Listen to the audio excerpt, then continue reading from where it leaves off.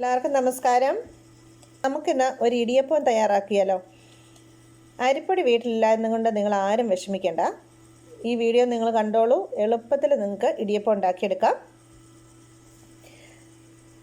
അരി പൊടിക്കണ്ട, വറക്കണ്ട, ചൂടുവെള്ളം ഒഴിച്ച് കുഴയ്ക്കേണ്ട. നല്ല സൂപ്പർ ഇടിയപ്പം നിങ്ങൾക്ക് തയ്യാറാക്കിയെടുക്കാം. അതിന് നമുക്ക് ആകെ വേണ്ട ഒരു സാധനം എന്ന് പറയുന്നത് പച്ചരി മാത്രമാണ്. കുതിർത്ത പച്ചരി വേണം. 2 മണിക്കൂറെങ്കിലും നിങ്ങളുടെ പച്ചരി കുതിർക്കാനിടുക. കുതിർത്തെടുത്തതിന് ശേഷം ആ 2 കപ്പ് പച്ചരി കുതിർത്ത് കഴിയുമ്പോൾ അതൊരു 3 കപ്പായിട്ട് വികസിക്കും. അതിലേക്ക് 1 കപ്പ് വെള്ളം ചേർത്ത് നല്ല ഫൈൻ പേസ്റ്റായിട്ട് നിങ്ങൾ അരച്ചെടുക്കണം. അരച്ചെടുത്ത മാവിനെ ഒരു പാനിലേക്ക് ഒഴിക്കുക. അടുപ്പയിലേക്ക് വെച്ചതിന് ശേഷം തീ കത്തിക്കുക. തീ കത്തിച്ചിട്ട് കൈ എടുക്കാതെ നന്നായിട്ട് ഇളക്കുക. ഈ അളവിലേക്ക് നിങ്ങൾക്ക് 3/4 ടീസ്പൂൺ മുതൽ 1 ടീസ്പൂൺ വരെ ഉപ്പ് ചേർക്കാവുന്നതാണ്.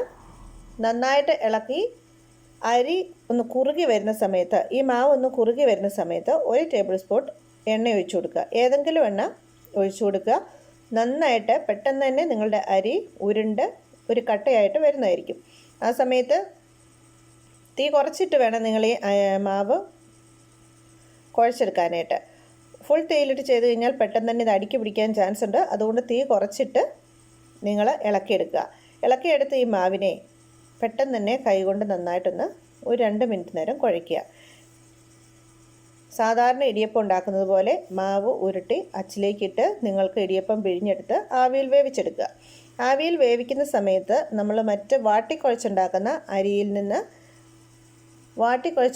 രീതിയിൽ നിന്നും ഒരു 10 മിനിറ്റ് എക്സ്ട്രാ സമയം നിങ്ങൾ അടുപ്പയിൽ വെച്ച് വേവിക്കുക. കാരണം ഈ പച്ചമാവ് നമ്മൾ കുഴച്ച് വെച്ച് കൊണ്ടുവരുന്ന മാവ് ശരിക്കും വെന്തിട്ടില്ല. വേകാത്തത് കാരണം അത് വേവാനുള്ള സമയം നമ്മൾ കൂടുതൽ സമയം ഇടിയപ്പം വേവാനായിട്ട് കൊടുക്കുക. സൂപ്പർ ഇടിയപ്പം നിങ്ങൾക്ക് കിട്ടും. അരിപ്പൊടി കുഴച്ചുണ്ടാക്കുന്ന ഇടിയപ്പത്തിൽ നിന്ന് ഇതിനെ വ്യത്യസ്തനാക്കുന്ന ഒരു കാരണങ്ങൾ: ഒന്ന്, ഇതിൻ്റെ സ്ട്രിപ്പ് നല്ല സ്ട്രോങ് ആയിട്ടുള്ളതാണ്, പെട്ടെന്ന് പൊട്ടിപ്പോകത്തില്ല, ഒരു സ്ട്രെച്ചി ഫീലിംഗ് ഇതിനുണ്ട്. അപ്പോൾ നമുക്കത് ഇടിയപ്പ ബിരിയാണി ഉണ്ടാക്കാനായിട്ട് നല്ല സ്ട്രിപ്പാണ്. അതുപോലെ തന്നെ നൂഡിൽസ് ഉണ്ടാക്കാനും, റൈസ് നൂഡിൽസ് ഉണ്ടാക്കാനും ഈ സ്ട്രിപ്പ് അത്യുത്തമമാണ്, പൊട്ടിപ്പോകത്തില്ല. അങ്ങനെ ഒരു ഗുണം ഇതിനുണ്ട്. അപ്പം നിങ്ങൾ തീർച്ചയായിട്ടും ഇത് തയ്യാറാക്കി നോക്കണം.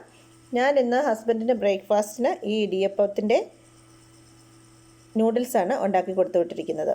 അടിപൊളിയായിട്ട് വന്നിട്ടുണ്ട്, നല്ല ടേസ്റ്റും ഉണ്ടായിരുന്നു. അപ്പം നിങ്ങൾ തീർച്ചയായിട്ടും തയ്യാറാക്കി നോക്കണം.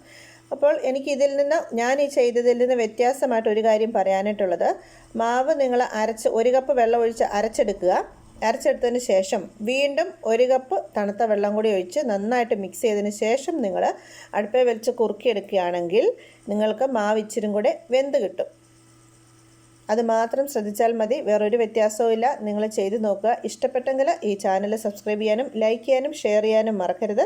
താങ്ക് യു ഫോർ വാച്ചിങ് പ്രീതിസ് മന്ന കിച്ചൻ.